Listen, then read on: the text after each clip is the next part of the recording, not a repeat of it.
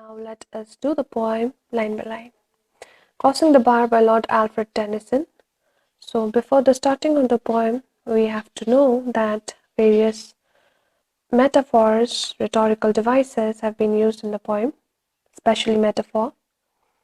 And the main theme of the poem is death and dying. The first metaphor that has been used is in the form of a ship. That means we have to understand before the starting of the poem that an unspecified ship is about to sail on a long voyage. And this represents the journey of life to death. So as the poem begins, sunset and evening star. Sunset and evening star are symbolic here. As sunset, as we normally understand the end of the day, here it is symbolizes as the end of life. And evening star, of course, is the planet Venus, the brightest star, we say, which is normally seen in the western sky after the sun has set. Therefore, we can say that an unspecified ship is about to sail on a long voyage at sunset, during the time of sunset. And here the evening star, that is Venus, rises to act like a beacon light for the mariners, which is about to sail out. And the second line, and one clear call for me. One clear call for me. So one clear call for me, there is no specified or specifically mentioned what kind of call is it, but you can say that it is a signal for impending death. Impending death of whom? Impending death of the speaker, that is the poet himself. So he says that after the formal announcement is made, then we will set out for the long voyage, or I will set out for the long voyage. And the third line, and may there be no mourning of the bar when I put out to sea. So here the last word of the third line, that is bar, is the sandbar, as you can see it in the picture also, the sandbar, okay, that separates the harbor from the sea. We normally see it in the sea area, in the seashore, which especially separates the harbor from the sea. One part is the harbor and the opposite side starts the sea, which normally separates them. So here it has a symbolic meaning, and this is the second metaphor used in the poem, and this is said to be the demarcation between life and death. The harbor side is the life and the sea side is the death. So here, when I put out to sea, the fourth line means when I leave a port or the harbor.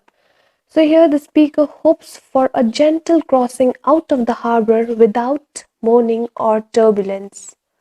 So in simple meaning, it means let there be no crying in case if I die. There should not be any mourning, sorrow or lament to know the coming of death. Okay, so that is the meaning of the first stanza. The next stanza, but such a tide as moving seems asleep.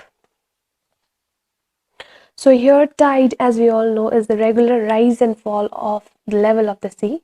But here tide has also got symbolic meaning, that is the experience of dying. Here tide is suggestive of the smooth and peaceful transition of the speaker from life to death. And he also refers or is suggestive that just as the tide returns to the depth of the ocean silently with no turbulence, so here the poet also means to say that the journey into the death is merely a part of cycle, that is the cycle of birth and death. Okay, so as the line says, but such a tide as moving seems asleep, too full for sound and foam. Foam means air bubbles. When that which drew out of the boundless deep, that means limitless depth, turns again home. So here home means actually the going out is in the way of returning home to the boundless sleep, from where the speaker or everyone actually came from. Okay, the speaker wishes that the feelings of death will be so overwhelming that all other feelings will be numbed and death will come to him with a hope of returning home.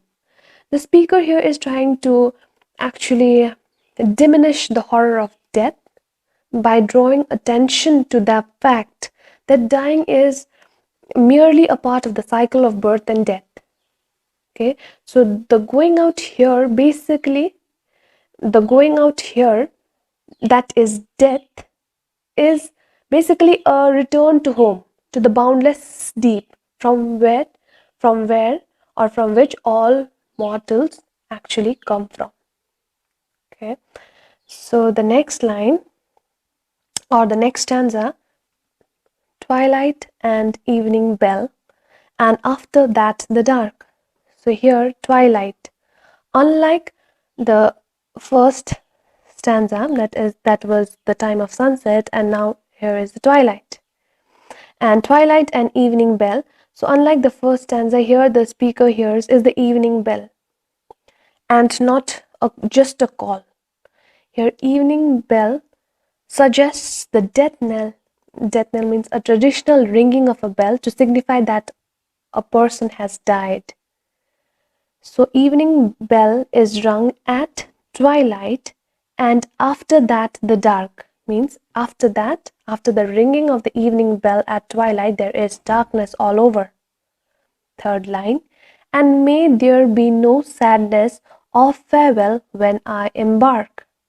So here, the third line and the fourth line says that when the poet,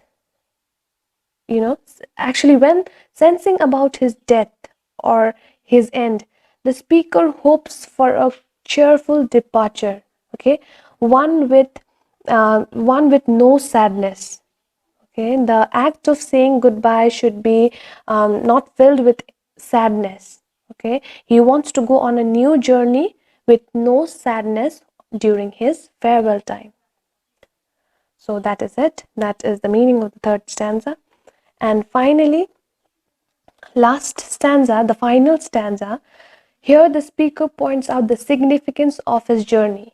Okay, because he is confident that after crossing the bar that separates the harbor and the sea, this journey would lead him far beyond the limits of time and place. Okay, as we can see it in the first line, for though from out are born, that is boundary of time and place.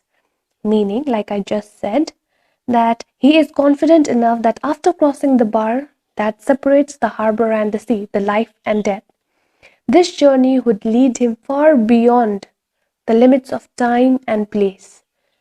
Okay, where the flood that bear me far means the flood would take me to a place unknown, like unknown death. Okay, and I hope to see my pilot face to face when I have crossed the bar. Means at last I hope it would lead me to a place where I would be able to see the pilot face to face. Pilot, as the word is starting with a capital letter, pilot. The capitalization of the first letter, pilot, the poet has equated the pilot with God. Because it is in the capital letter, so we can say the poet has equated the word pilot with God.